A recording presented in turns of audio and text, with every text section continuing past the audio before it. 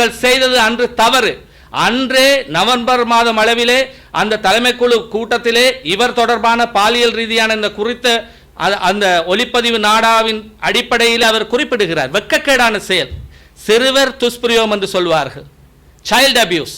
அதாவது மற்ற கட்சிகளில் அங்கத்துவத்தில் இருக்கின்ற உறுப்பினர்களுக்கும் சில விடயங்களை நான் பிரஸ்தாபிப்பதற்கும் விழிப்புணர்வு அடிப்படையில் சொல்வதற்கும் நான் இங்கே வந்திருக்கின்றேன்.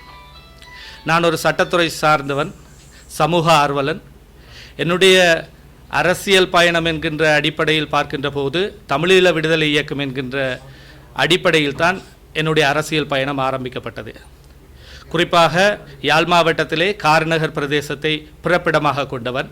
அந்த கார்நகர் பிரதேசத்துக்கும் தமிழீழ விடுதலை இயக்கத்தின் அதன் ஆரம்பகால, அதாவது சொல்லுவார்கள், அன்று சொல்லுவார்கள் சீனியர் பேட்ச் 24 என்று சொல்லுவார்கள். அது அவர்களுடைய ஒரு குறியீடாக இருந்தது. அந்த 24 சீனியர் மெம்பர்ஸில் இருக்கக்கூடிய மிசோராம் என்று அழைக்கக்கூடிய இயக்கத்தை, தமிழீழ விடுதலை இயக்கத்தின் மிசோராம் என்று அழைக்கக்கூடிய, அன்று 1985ஆம் ஆண்டு கொக்காவில் முகாம் தாக்குதலின் போது வீரச்சாவை தழுவிக்கொண்ட வீர தளபதி எவ்வாறு தமிழீழ விடுதலை இயக்கத்திலே வடமராட்சி மண்ணின் வீர தளபதியாக இருந்த தாசண்ணாவை போன்று தமிழீழ விடுதலை இயக்கத்தின் அனைத்து விதமான பொறுப்புகளிலும் பங்காற்றியவர் தான் மிசோராம் என்று அழைக்கப்படுகின்ற, செல்லமாக அவரை கணக்கன் என்று அழைப்பார்கள், ஞானச்சந்திரன் என்ற இயற்பெயர் கொண்டவர். அந்த அடிப்படையிலே தான் தமிழீழ விடுதலை இயக்கம் இன்று அதனுடைய ஸ்தாபக தலைவர் தங்கண்ணா என்று அழைக்கப்படுகின்ற 1941ஆம் ஆண்டு பிறந்த, திருமணம் முடித்ததன் பின்னர் இந்த ஈழ விடுதலை போராட்டத்திற்கு சரியான பாதை ஆயுத போராட்டம்தான் என்று தீர்மானித்த ஒரு உன்னதமான தலைவரின் வழிவந்த ஒரு ஆயுத போராட்ட இயக்கம். அந்த இயக்கத்தினுடைய குறிக்கோள், சிந்தனைகள் இன்று சிதறி இருக்கின்றன என்று எண்ணுகின்ற அளவிலே தமிழீழ விடுதலை இயக்கத்தினுடைய இன்றைய தலைமைத்துவம், அதிலும் விரல் விட்டு எண்ணக்கூடிய சில பேரினுடைய அடாவடித்தனங்களும் சர்வாதிகாரத்தனத்துக்கு உட்பட்டு தமிழீழ விடுதலை இயக்கம் தான் எதற்காக தோற்றுவிக்கப்பட்டதோ அதனுடைய அடிப்படை அம்சங்கள் அனைத்தையும் இழந்து நிற்கின்றது. குறிப்பாக ஒரு அரசியல் கட்சி என்கின்ற போது அதற்காக ஒரு அரசியல் ஜாப் இருக்கும். அந்த ஜாப்பின் பிரகாரம் தற்போதைய, நான் நினைக்கிறேன், ஏதோ 12வது தேசிய மாநாடு என்ற அடிப்படையிலே தெரிவு செய்யப்பட்டதென்றாக சொல்லப்படுகின்ற செல்வம், மதிப்புக்குரிய வயதின் அடிப்படையில், தமிழர்களுடைய கலாச்சாரத்தில் நாங்கள் வயதுக்கு மரியாதை செலுத்த வேண்டும், வயதின் அடிப்படையில் திரு செல்வம் அடைக்கலனா என்று சொல்லப்படுகின்ற நபர் மீண்டும் தெரிவு செய்யப்பட்டதாக இருப்பது மிகவும் மனவேதனைக்கு உரியதாக இருக்கின்றது. என்ன அடிப்படையில் என்றால், 2025ஆம் ஆண்டு நவம்பர் மாத காலப்பகுதியிலே ஒரு தலைமைக்குழு ஒன்று வவுனியா மாவட்டத்திலே இடம்பெற்றிருந்தது. அந்த தலைமைக்குழுவினுடைய மிக பிரதானமான நோக்கமாக இருந்தது, குறித்த பாராளுமன்ற உறுப்பினர் திரு செல்வம் அடைக்கலநாதன் தொடர்பாக, அன்று அவர் தலைவராக இருந்தார், அவர் தொடர்பான பாலியல் ரீதியான சில சர்ச்சைகள், பல சர்ச்சை தொடர்பான ஒலிப்பதிவுகள் சமூக ஊடக பரப்பிலும் சில பத்திரிகையிலும் வெளிப்படுத்தப்பட்டிருந்தது என்பது மக்களாகிய மற்ற அரசியல் கட்சியில் இருக்கின்ற அனைத்து தமிழ் தலைமைகளுக்கும் அதன் உறுப்பினர்களுக்கும் வெட்ட வெளிச்சமாக தெரிந்த விடயம். அதிலே ஒரு ஆயுத போராட்டத்தின் இயக்கமாக இருந்து பின்னர் 1989ஆம் ஆண்டு அரசியல் கட்சியாக பரிணமித்த இந்த தமிழீழ விடுதலை இயக்கத்தினுடைய தலைவர், வெட்கமாக இருக்கிறது, இந்த தலைவர் தொடர்பான இந்த பாலியல் ரீதியான இந்த ஒளிப்பதிவு நாடாக்கள், அதனுடைய தொடர்ச்சி தன்மை, ஆங்கிலத்திலே சொல்லுவார்கள் கன்சிக்வன்சஸ், ஈட்டிலே அதில் இடம்பெற்றது ஒரு தற்கொலை மரணம் என்று சொல்லப்படுகின்ற ஒரு மரணம் நீர்கொழும்பு மாவட்டத்திலே ஜெயராம் சுரேஷ் என்று அழைக்கப்படுகின்ற ஒரு நபர் தொடர்பானது. அந்த நபர் வெறும் நபர் அல்ல, தமிழீழ விடுதலை இயக்கத்தினுடைய ஒரு உறுப்பினர் ஆவார். அந்த ஒலிப்பதிவு நாடாக்களை நாங்கள் ஆராய்கின்ற போது அவரோடு பழகியவர்கள், பரிச்சயமானவர்கள், ஒரு குறிப்பாக சொல்லுவார்கள், ஒவ்வொரு இடத்துக்கும் சில மனிதர்களுடைய பேச்சு வழக்கிலே சில விடயங்களை நாங்கள் கண்டறிய முடியும். இவர்கள் தீவு பகுதியைச் சேர்ந்தவர்கள், இவர்கள் மட்டக்களப்பு பகுதியைச் சேர்ந்தவர்கள். அத்தகைய அடிப்படையில் அந்த ஒலிப்பதிவு நாடாக்களிலே தலைவர் செல்வம் அடைக்கலனானுடைய அந்த மிகவும் நுணுக்கமாக பார்க்கின்ற போது நியாயமான சந்தேகம் என் போன்றவர்களுக்கும் சக பொதுமக்களுக்கும் அனைவருக்கும் வந்ததில் தவறு ஏதுமில்லை. நியாயமான மனிதன் என்று சொல்வார்கள் சட்டத்திலே, ரீசனபிள் மேன். அந்த அடிப்படையில் எனக்கு முக்கியமாக வந்தது. அதன் அடிப்படையிலே ஐபிசி தொலைக்காட்சியிலே நான் இது தொடர்பாக முதலாக சமூக ஊடக பரப்பில் வந்து அந்த மரணம், தற்கொலை மரணம் என்று சொல்லப்படுகின்ற ஜெயராம் சுரேஷ் தொடர்பான விடயங்களை நான் வெளிக்கொணர்ந்திருந்தேன். அன்று நவம்பர் மாதம் அளவில் செல்வம் அடைக்கலநாதன் தொடர்பாக ஏற்படுத்தப்பட்டிருந்த தலைமை குழுவில் அவர் இத்தகைய தவறு, தான் அவசரமான ஒரு தவறை செய்துவிட்டேன் என்று தலைமை குழு உறுப்பினர்கள் முன்பாக சொல்லியிருந்தார். அந்த அடிப்படையில் அவர்கள், அந்த தலைமை குழு உறுப்பினர், நிகழ்நிலை சாட்சியங்கள் ஊடாக வெளிநாடுகளில் இருந்தவர்களும் அதாவது இலங்கையில் இருந்தவர்களும் அந்த தலைமை குழு உறுப்பினர்கள் அவர்கள் இவருடைய மரியாதை கருதி எழுத்தில் அதை வாங்கவில்லை. ஆனால் அவர் எழுத்தில் தான் தருவதாக உடன்பட்டிருந்தார். அதாவது ஜனவரி மாதம் அளவில் இடம்பெறுகின்ற தேசிய மாநாடு வரையிலாவது என்னை இத்தகைய விடயத்தில் தயவு செய்து பொறுமை காக்கும்படி நான் அன்றே இதை பற்றி பிரஸ்தாபித்திருந்தேன்.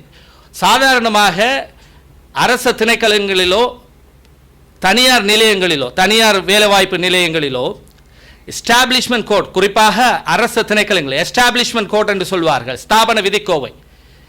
அதே போலத்தான் அரசியலமைப்பு கட்சியினுடைய அரசியலமைப்பு ஜாப்பு. இங்கே தலைவன் வேறு, அடிமட்ட தொண்டன் வேறு அல்ல. இவர் தொடர்பாக ஏற்படுத்தப்படுகின்ற நியாயமான சந்தேகம், பாலியல் தொடர்பான கீழ்த்தரமான ஒரு தலைவன் மக்களை அதனுடைய அரசியல் கட்சியில் இருக்கின்ற உறுப்பினர்களுக்கு வழிகாட்ட வேண்டும்.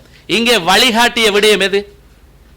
கீழ்த்தனமான சில பாலியல் ரீதியான காம குரோத ஈற்றிலே மரணத்தை ஏற்படுத்துகின்ற இந்த தீய எண்ணமுடைய இந்த தலைவர் செய்த செயல் நியாயமான மனிதன் என்ற அடிப்படையில் எனக்கு சந்தேகம் ஏற்பட்டிருந்தது. அதை பற்றி பிரஸ்தாபித்திருந்தேன். நான் ஒரு சட்டத்துறையை சார்ந்தவர் என்ற அடிப்படையிலே இலங்கையின் தண்டனை சட்ட கோவையின் அடிப்படையில் ஒரு தவறு ஒன்று இடம்பெற்றிருக்கின்றது என்று இலங்கையின் ஜனநாயக சோசலிச குடியரசின் குடிமகன் என்ற வகையிலே எவருக்கும் அதை சுட்டிக்காட்டுவதற்கான உரிமை உள்ளது.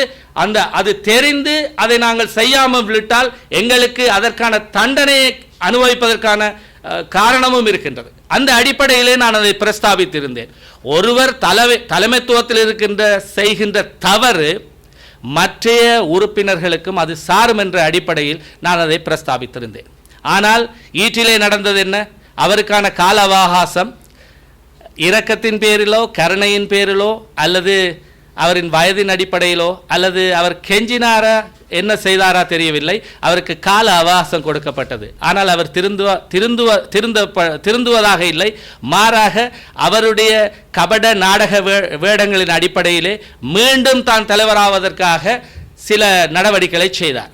ஆனாலும் கட்சியில் இருக்கின்ற இரண்டாம் நிலை தலைவர்களாக அன்று பதித்தலைவராக இருந்த ஹென்றி மகேந்திரன், பிரசன்னா அண்ணா அவர்கள், வடமாகாண சபை முன்னாள் உறுப்பினர் சபா ஹுவதாஸ் போன்றவர்கள் இது தொடர்பாக, வினோதராலிங்கம் முன்னாள் பாராளுமன்ற உறுப்பினர் இது தொடர்பாக இறுக்கமான நடவடிக்கையை செய்திருந்தார்கள்.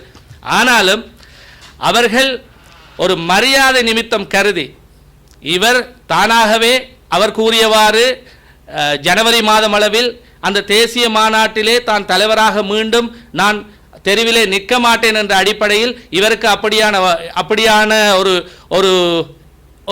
ஒரு பரிதாப நிலை கருதி இவருக்கான ஒரு விட்டுக் கொடுப்பை செய்திருந்தார்கள். ஆனால் அவர்கள் செய்தது அன்று தவறு.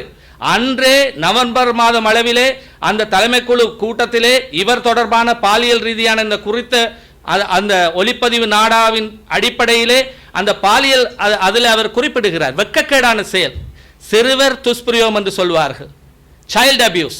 அதாவது 16 வயதுக்கு உட்பட்ட அவருடைய வாக்குமூலம், அவருடைய குரலை ஒத்த வாக்குமூலம். இப்பொழுது என் மீது சட்டம் பாயலாம். எவ்வாறு? நான் அதற்கு எதிராக நான் சொல்லுவேன், நான் டிஃபென்ஸ் எடுப்பேன். எவ்வாறு என்றால், அவர் தனது பாராளுமன்றத்தினுடைய சிறப்புரிமைகள் பதுங்கிக் கொண்டு தன் மீது தன் குரலை ஒத்து வெட்டி ஒட்ட என்று சொல்லப்படுகின்ற அடிப்படையில் இவருக்கு யார் சொன்னார்கள் வெட்டி ஒட்ட என்று? ஒரு நிபுணத்துவ சான்றினூடாக இவர் நிரூபித்திருக்கின்றாரா? அந்த ஒலிப்பதிவு நாடாக்கள் எண்ணற்றவை. அதிலே ஒரு கொமன், அதாவது நாங்கள் ஒரு ஒரு ஒரு ஒரு விடயத்தை நாங்கள் அங்கே ஒரு ஃபேக்ட் நிகழ்வு ஒன்று இடம்பெற்றதுக்கான அடிப்படை நியாயமான சந்தேகம், அதாவது 3 பேர் அதில் சம்பந்தப்படுகிறார், 4 பேர், அதை விட கூடுதலான ஆட்கள், முக்கியமாக 3 பேர், 2 ஆண்களின் குரல் தொடர்பட்டிருக்கின்றது. அதில் செல்வம் அடைக்கலனாருடைய குரலை ஒத்த நியாயமான சந்தேகத்தை ஏற்படுத்தக்கூடிய அந்த குரல் பல இடங்களிலே சொல்லப்படுகிறது. ஈட்டிலே சொல்லுகின்றார், நான் உன்னை ரிவெஞ்ச் எடுப்பேன், நான் உன்னை சும்மா விட மாட்டேன், நான் உன்னை ரிவெஞ்ச் எடுப்பேன். ரிவெஞ்ச் என்ன கிஸ் பண்றதா? இல்லை, ரிவெஞ்ச், நான் உன்னை பழி வாங்குவேன்.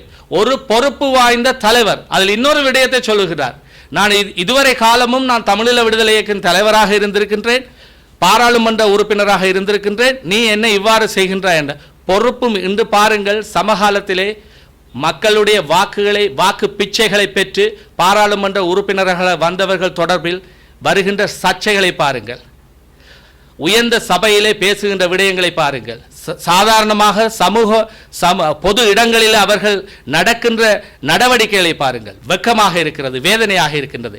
இத்தகைய அடிப்படையில் தான் தமிழீழ விடுதலை இயக்கம் புனர் நிர்மாணம் அமைக்கப்பட வேண்டும். தலைமைத்துவத்தினுடைய தவறுகள் தட்டி கேட்கப்பட்டால் அவர்களுக்கு என்ன நடந்தது? அவர்கள் தலைமை குழுவிலே இருந்த அந்த 5 பேரும், குறிப்பாக வடமாகாண சபை உறுப்பினர் சபாஹுதாஸ், முன்னாள் பாராளுமன்ற உறுப்பினர் வினோராலிங்கம், பிரசன்னா அண்ணா, ஹென்றி அண்ணா மற்றும் முல்லைத்தீவைச் சேர்ந்த புவனேஸ்வரன் என்கின்ற அந்த அண்ணாக்கள், இவருடைய தவறை சுட்டி காட்டியதன் அடிப்படையில் அவர்கள் இன்று வெளியே நிற்கின்றார்கள். இந்த அடிப்படையிலே இவருக்கு கால அவகாசம் வழங்கப்பட்ட அந்த காலப்பகுதியிலே தேசிய மாநாட்டுக்கான ஒரு தெரிவு இடம்பெற்றது. 8 மாவட்டங்களிலும் ஜனநாயக முறையின் அடிப்படையிலே, அந்த 8 மாவட்டங்களில் இடம்பெற்ற அடிப்படையில் யாழ் மாவட்டமும் கிளிநொச்சி மாவட்டமும் ஒரு மாவட்டமாக கருதி, தேர்தல் மாவட்டமாக கருதி 60 பொதுக்குழு உறுப்பினர்கள் தெரிவு செய்யப்பட்டதன் வகையில் அன்று நான் தெரிவு செய்யப்பட்டிருந்தேன்.